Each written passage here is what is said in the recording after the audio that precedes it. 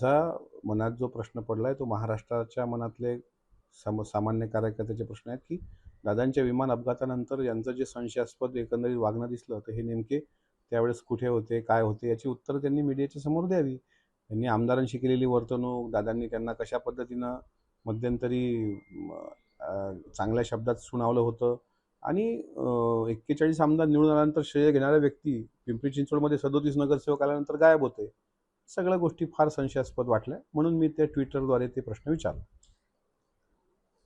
माझ्याकडे माहिती असल्याशिवाय मी कसं बोलणार आहे? चुकीची माहिती म्हणजे समजा आपल्या अकोला जिल्ह्यामध्ये म्हणजे माझ्यावरून उदाहरण देतो. सांगोल्याला रावणाचं मंदिर आहे, बरोबर?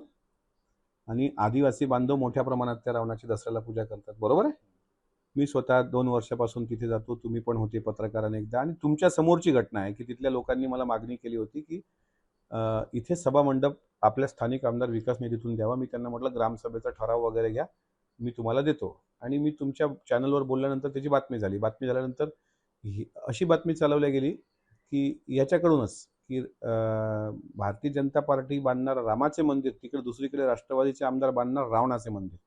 आणि आम्ही महायुतीत नुकतंच सहभागी झालो होतो. त्यावेळेस तो दादाला जाऊन भेटला आणि सांगितलं की हे असा तुमचा तो आमदार वागतोय, हे करतोय. मग दादा मला फोन करून दादा बोलले पण होते, पण मी दादाला सांगितलं की माझ्या मनात ते मंदिर बांधणं वगैरे असं नव्हतं, पण तिथल्या आदिवासी बांधवांची भावना जी होती, ती भावनेचा कदर करून मी त्या सगळ्या गोष्टी केलेल्या आहेत. त्यावेळेस माझ्या लक्षात आलं नाही, पण नंतर कळलं की आपल्याबद्दल चुकीची ब्रीफिंग दादांकडे केल्या जात होती.